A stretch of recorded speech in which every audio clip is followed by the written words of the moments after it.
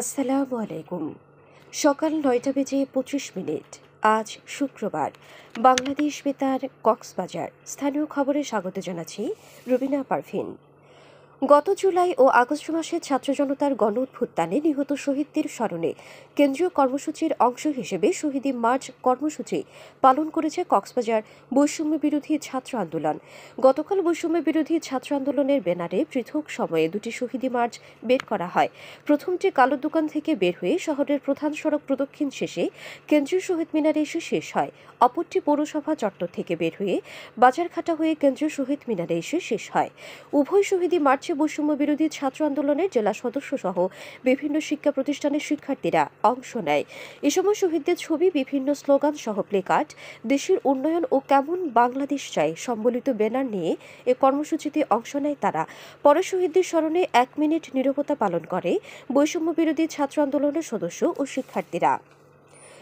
Saint Martin দ্বীপের পরিবেশ রক্ষার পাশাপাশি সেখানকার মানুষের জীবনমান উন্নয়নের জন্য কাজ করা হবে। গতকাল শহরের একটি হোটেলের সম্মেলন কক্ষে সেন্ট মার্টিন দ্বীপে সিঙ্গেল ইউজ প্লাস্টিক ব্যবহার বন্ধে কনসালটেশন শীর্ষক সেমিনারে সভাপতির বক্তব্যে পরিবেশ অধিদপ্তরের মহাপরিচালক আব্দুল হামিদ একথা বলেন। এছাড়া কক্সবাজার শহরকে প্লাস্টিক মুক্ত করার জন্য খুব দ্রুত কাজ শুরু করা হবে বলেও জানান পরিবেশ অধিদপ্তরের মহাপরিচালক। বেসরকারি সংস্থা ইউনিডুরের সহযোগিতায় পরিবেশ অধিদপ্তর আয়োজিত সেমিনারে ইউনিডুর বাংলাদেশ প্রধান ডক্টর জাকিউজ্জামান, অতিরিক্ত জেলা ম্যাজিস্ট্রেট, জেলা পরিবেশ অধিদপ্তরের পরিচালক, দক্ষিণ বন বিভাগের বিভাগীয় বন কর্মকর্তা সহ সংশ্লিষ্টরা বক্তব্য রাখেন। এ সময় বাপা, ইএস, বন ও পরিবেশ সংরক্ষণ পরিষদ সহ বিভিন্ন পরিবেশবাদী সংগঠনের নেতৃবৃন্দ উপস্থিত ছিলেন। কক্সবাজার জেলা ক্রীড়া অফিসের আয়োজনে বার্ষিক ক্রীড়া উৎসব ও পুরস্কার বিতরণ অনুষ্ঠিত হয়েছে। বার্ষিক ক্রীড়া কর্মসূচি ২০২৪-এর আওতায় বিশেষ চাহিদা সম্পন্ন শিশুদের নিয়ে গতকাল এই অনুষ্ঠানের আয়োজন করা হয়। জেলা ক্রীড়া কর্মকর্তা মাইনুদ্দিন মিল্কির সভাপতিত্বে অনুষ্ঠানে প্রধান অতিথি ছিলেন অতিরিক্ত জেলা ম্যাজিস্ট্রেট আতাউল গনি উসমানী।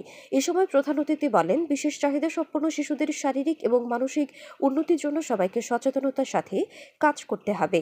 এতে অরুণোদয় স্কুলের প্রধান শিক্ষক শাহজালাল সহ জেলার ক্রীড়া সংশ্লিষ্ট ব্যক্তিবর্গ উপস্থিত ছিলেন। পরে শিশুদের মাঝে পুরস্কার বিতরণ করা হয়। মহেশখালী উপজেলার বড় মহেশখালী নতুন বাজার, হুয়ানক টাইম বাজার ও মাতারবাড়ির নতুন বাজারে গণশৌচাগার নির্মাণাধীন প্রকল্পের কাজ ও জায়গা পরিদর্শন করেছেন উপজেলা নির্বাহী কর্মকর্তা। গতকাল উপজেলা জনস্বাস্থ্য প্রকৌশল অধিদপ্তরের বাস্তবায়নাধীন এসব প্রকল্প পরিদর্শন করেন উপজেলা নির্বাহী কর্মকর্তা মিকি মার্মা। এ সময় উপজেলা জনস্বাস্থ্য প্রকৌশল অধিদপ্তরের উপসহকারী প্রকৌশলী সুদর্শন কান্তি দে সহ সংশ্লিষ্টরা উপস্থিত ছিলেন।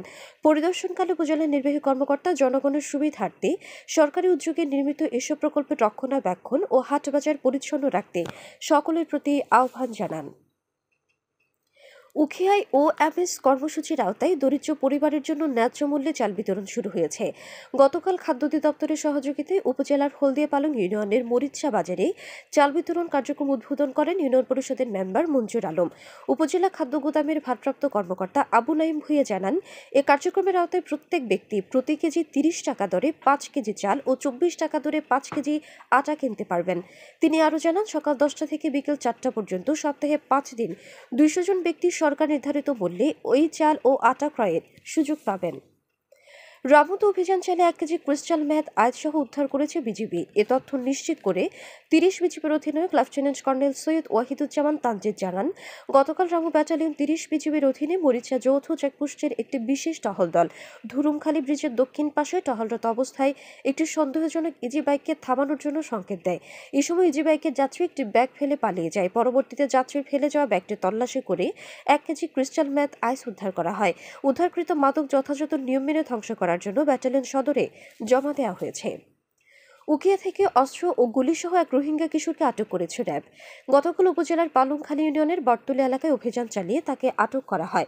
আটক মোহাম্মদ উসমান উখিয়ার বালুখালী ৮ নম্বর ক্যাম্পের ডব্লিউ ব্লক এ ৫৪-এর বাসিন্দা আব্দুল সালামের পুত্র। এ তথ্য নিশ্চিত করে র্যাব ১৫-এর অতিরিক্ত পুলিশ সুপার মোহাম্মদ আবুল কালাম চৌধুরী জানান, মাদক ক্রয় বিক্রয়ের খবর পেয়ে র্যাব অভিযান চালিয়ে তাকে আটক করা হয়।